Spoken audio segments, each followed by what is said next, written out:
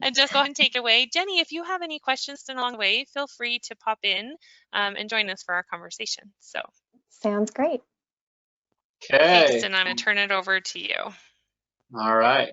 Well, sounds good. Well, like I said, so last month we talked a lot about stress and your reservoir and everything like that, and then making sure to fill up your reservoir. And so that would be something I want you guys to kind of talk about it in the, not talk about, but just think about in the beginning is, you know, how am I filling up that stress reservoir?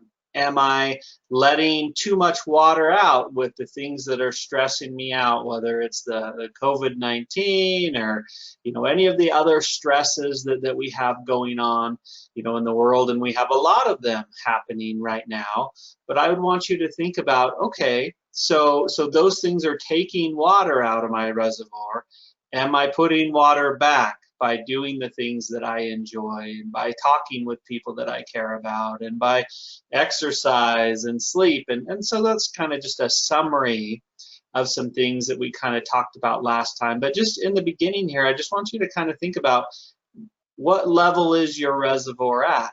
Are you feeling like you have water in it? And so, like I said, I would like you to kind of keep that in mind through probably throughout your life, but for sure today as we kind of talk, and we're going to talk a lot about resilience today. And so this picture to me is just kind of a picture of that. This tree obviously has no, isn't growing down anymore, it's growing more to the sides, and still is growing, is still being successful and you know, has some growth. And so that's kind of a picture of what resilience kind of looks like for us at times too.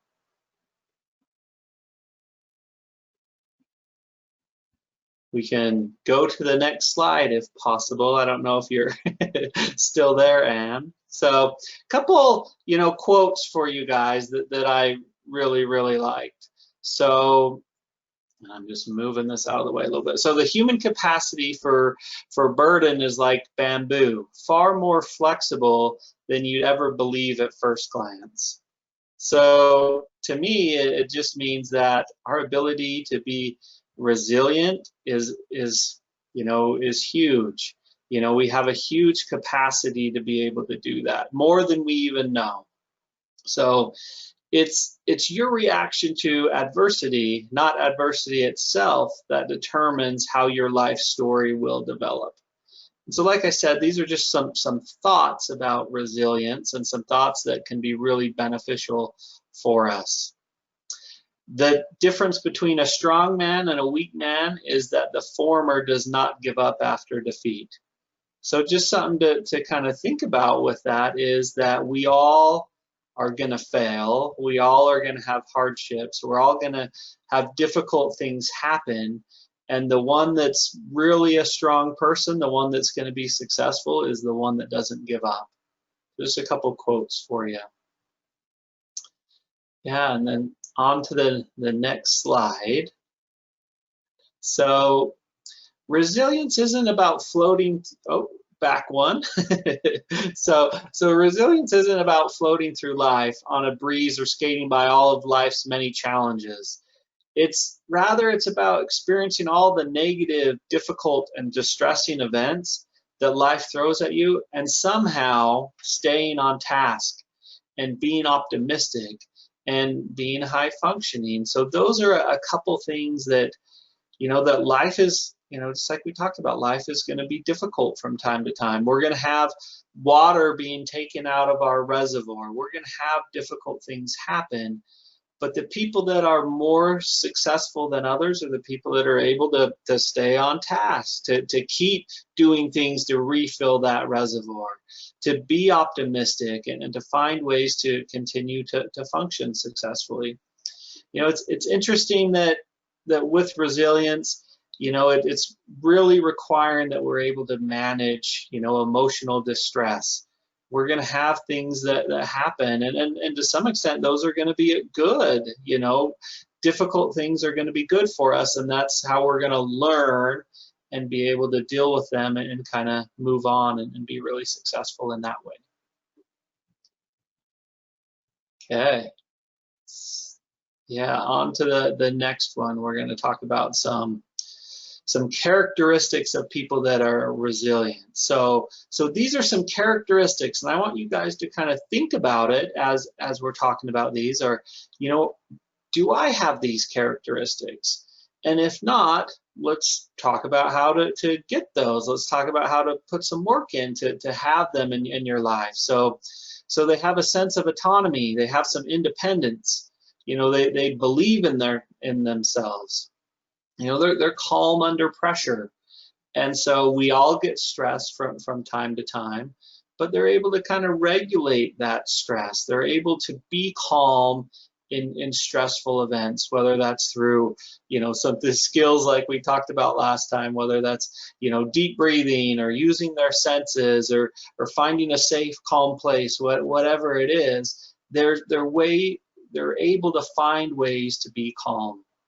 And then they're able to kind of engage some of that rational thought process. They move from fear or stress or from anxiety to more of a logical way of thinking. And some of those things I just said, the deep breathing, the calming your body down, those are things that are going to help you to have some rational thoughts. We all have different thoughts and emotions that pop up daily, probably hourly.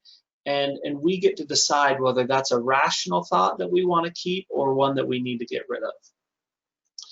They have a lot of self-esteem. They believe in themselves.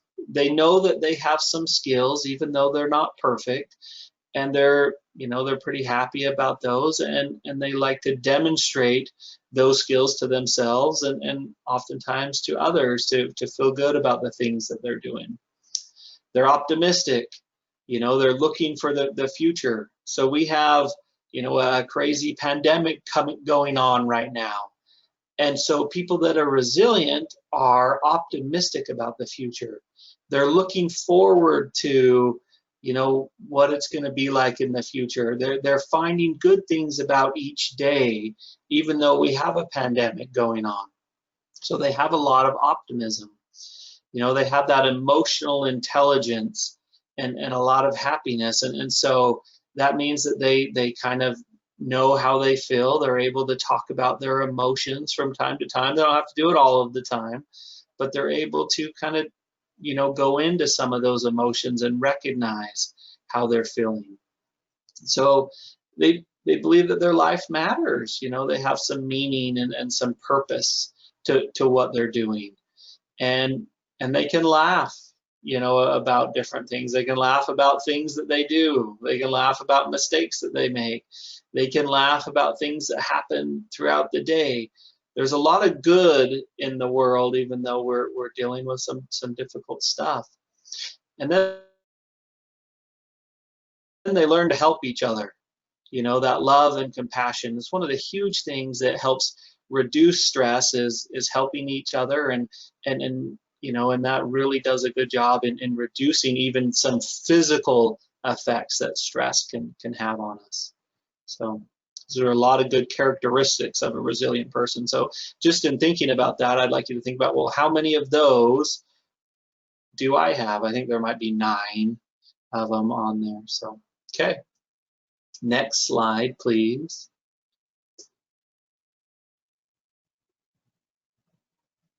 So the next couple slides are going to just kind of talk about what resilience can lead to. And you're going to see a lot of really good things. And I want you to think about, well, how would resilience lead to this? These are a lot of really good benefits. So if you're resilient, then you improve your learning and your academic achievement.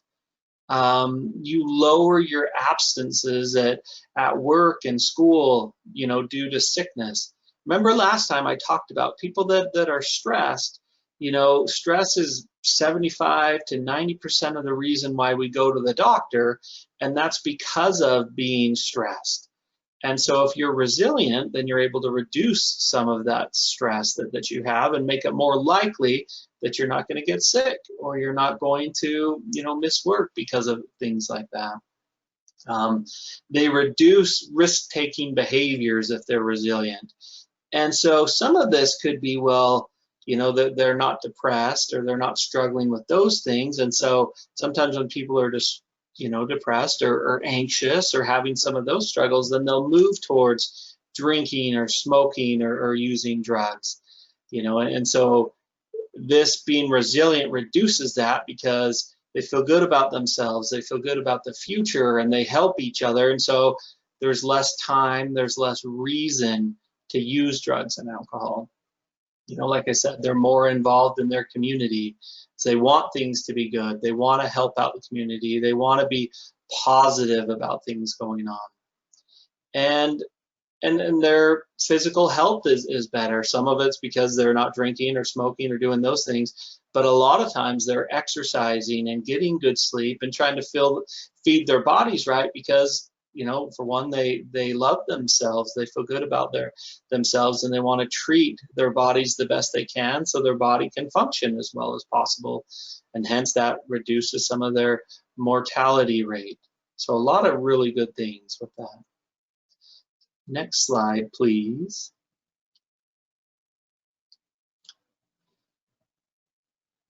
Yeah, so a few more things for you guys. You know, they have a lot more of those positive emotions, and they're able to regulate those negative emotions. So that emotional intelligence that we kind of talked about. They're less depressed, you know, and they have greater resistance to stress. So last time I talked a lot about that stress isn't something that we can get rid of. Our jobs, relationships, money, all of these different things are going to cause stress in our lives, and they're not going away anytime soon. And so what resilience does is reduce the amount of stress that you have, but then helps you to cope with the stress you have more, you know, a lot better. And makes it so that you can solve problems better, and you can reevaluate that stressor. So as you can see, all of these things lead to successful aging. It leads to you being able to deal with the challenges of life, which are out there, hence why we have this stress. But if you deal with stress more effectively, then your body works better. And if you're, you know, coping with all of these things and less depressed and all of those things, then you're just going to be more successful at aging, and you're going to feel a lot better. So all of these things combined kind of make it so that we're going to deal with those mental health symptoms a lot more effectively. So a lot of great stuff with resilience. So it's really, really important for us to discover ways to be more resilient and how to do that more successfully. So next slide, please.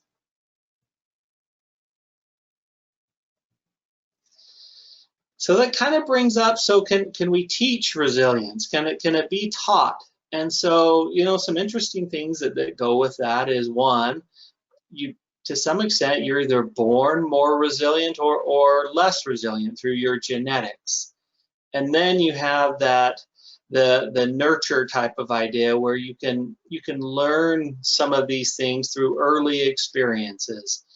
And if you don't learn it early on, then it takes time in the future to relearn it or to change some of the things that you've learned. So some people are born a little bit more resilient than others, and then they see it growing up, and that helps them.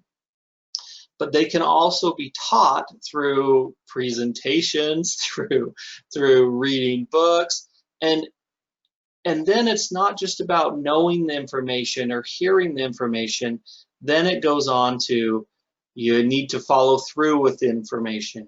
You need to, you know, really work on the skills and the things that are being taught to start to gather that resilience. So it for sure can be taught.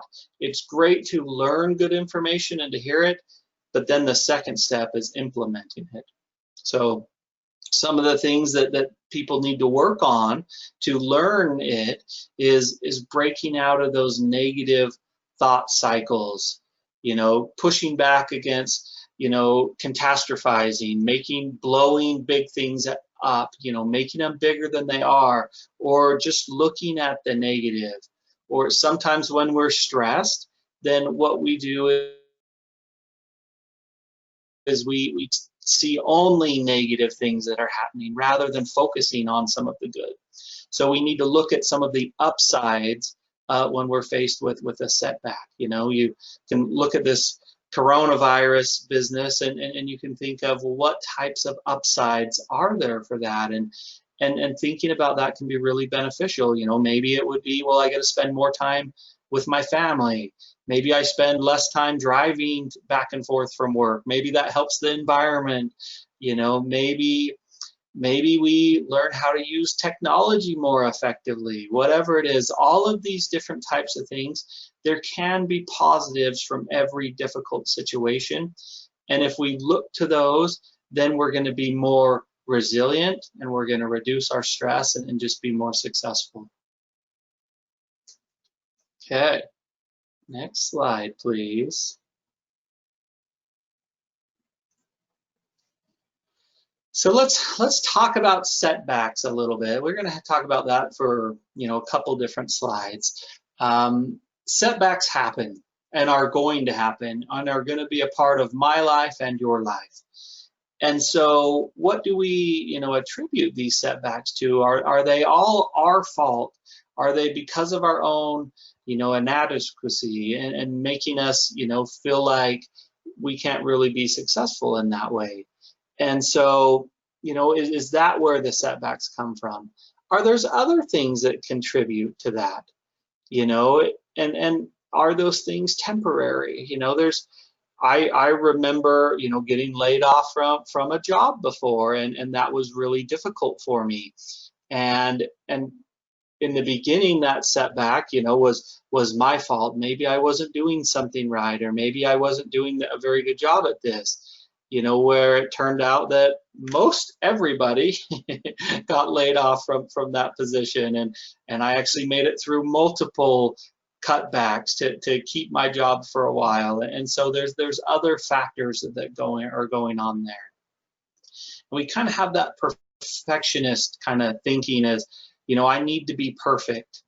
You know, and the truth is that life is filled with lots of wins, lots of losses, lots of pros, lots of cons, and it's a lot of gray. And there's things we want to work on, and let's make those a priority and get better at those. But realize we're going to make mistakes throughout life, and those don't have to be this terrible negative thing. Even though, even for me, it can be difficult to see those. And my goal is to try to learn from those going forward. So, okay, next slide, please. So about, you know, a setback. So you've experienced one, and you don't, you know, we don't have to pretend that it's fantastic, that it's pleasant, that it's great. You know, like I told you when I was laid off from that position, that didn't feel great. That wasn't a fantastic thing. That wasn't a highlight of my life. Actually led to me, you know, doing other things and having a much better career and going a different path, and led me to where I am today. But was it pleasant in the moment? No. And so you don't have to be like, oh, this is the greatest thing that ever happened. You know, that's exactly where I want to be right now. It's fair to not feel that way. You know, and so we kind of want to try to accept some of those emotions, and that's when we, you know, talk about those with other people and try to, you know, benefit from talking and bouncing ideas off of others. But it's been really good for us to be curious about, why did things go wrong? And how can I improve in the future? What can I be accountable for that I could do a little bit differently? You know, and practice some self-compassion. You know, okay, well, maybe I'm not doing that perfectly right now, but in the future, I believe I'll be able to make a lot of progress with that. And I'm going to set up goals and things to help me to be really successful with that going forward. So, okay, next slide, please. So control is an important thing, and it's kind of your locus of control. And so this is the difference between an internal and an external. So people with this internal locus of control, they believe that they control a lot or the majority of what happens to them. Whereas that external locus of control is, is that, outside sources, make things happen to me. And so I don't have any control over it. And so the internal, I believe I have control and I'm able to make things happen. And the external, things just happen to me. And so that can be really, really difficult for us if we feel like things just happen and we don't have any control over it in that way. That internal locus of control is tied to a lot more resilience and feeling better about ourselves and our skills and the change that we can have. So is it possible to change that external? For sure. But it's going to take, for one, learning about it, feeling like, maybe I do have an external locus of control. I believe things happen to me rather than I cause them to happen. And with that, it's learning about that, it's understanding that, it's accepting that, and then it's, saying, hey, I want to change that. And it's going to change, it's going to require a mindset change. And it's going to take time. It's, that external locus of control is a habit. And so your brain automatically goes there when something happens, rather than going there that you have a lot of control over things that happen. So it's going to take time and practice and a lot of work at it. But this can change, just like you can teach yourself how to be more resilient. Same type of idea with this. Okay, next slide, please. So failure, failure can help us. We've talked a little bit about failure. That's a part of this human condition. We're all going to fail. And it doesn't mean that it's fun or that it's easy, but learning from those mistakes is going to be critical to your future success. And there's a lot of studies that talk about this. This one's talking about a scientist. If they experience, significant setbacks early in their career, they're much more likely to succeed going further because they know how hard it was to work through those failures, and they know what it takes to be successful. The same thing with, people when they get married in the beginning. I'm sure you guys have heard, it's okay to be poor, or it's okay to have some difficulties early on, because then you learn from that. You learn how to budget, you learn how to do things that is going to help you to be successful going forward and help you to have more success. And so these failures, these setbacks are okay, and they can help us to make progress. One thing I'd want you guys to think about right now is, so we have this coronavirus going on right now. We have a lot of stress and a lot of trouble from that. How is that setback going to help me to be more successful going forward? And everybody's answer is probably a little bit different with that, but I think it's a very important question for us to think about in times like this. So, okay. Next slide, please. So let's talk about building resilience. So this is how people do that. And if this is something important to you, then these are things that you can think about. So a huge part of that is, what's your purpose in life?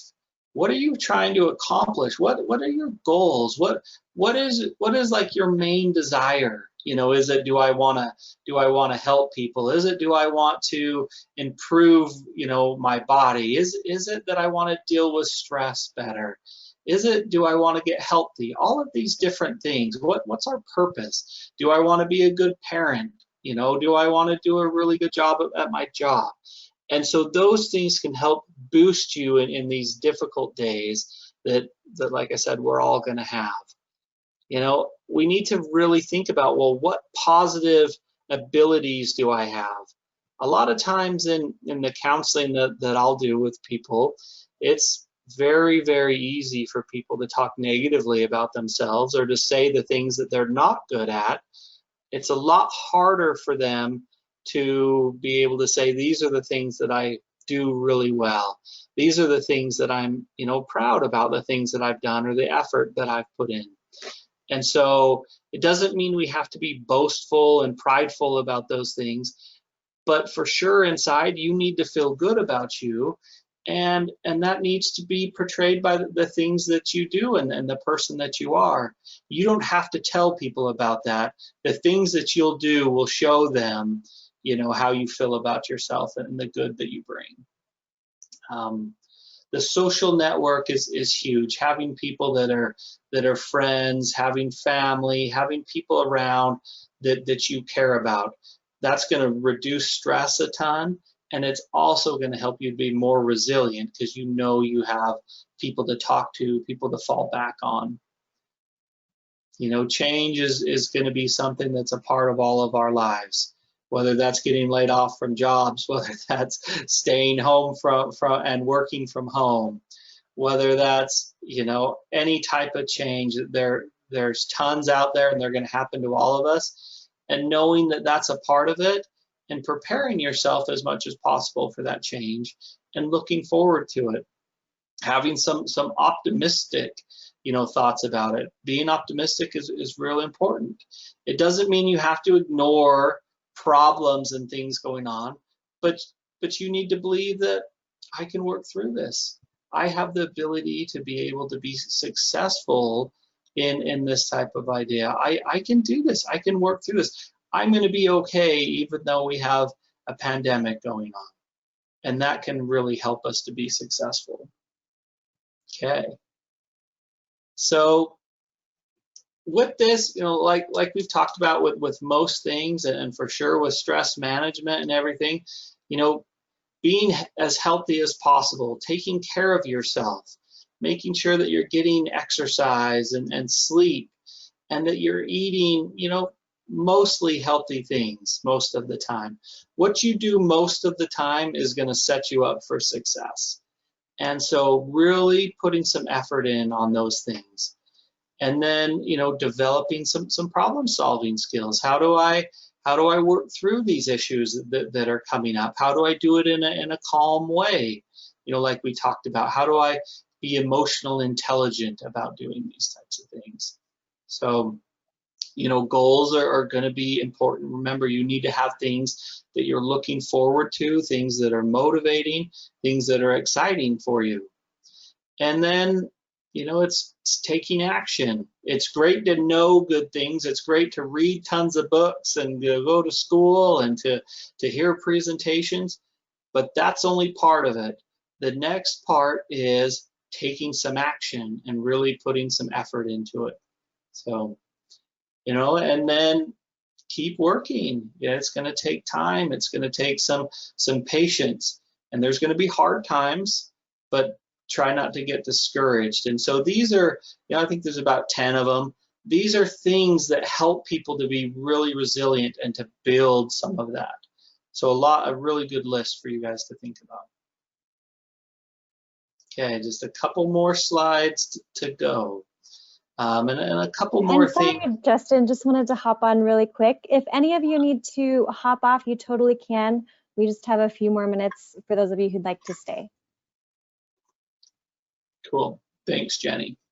So getting connected, and like I said, we only have 2 more slides, so we're going to be done here quick. But building those relationships with loved ones or friends, hugely important, and can really help you to be successful and be resilient.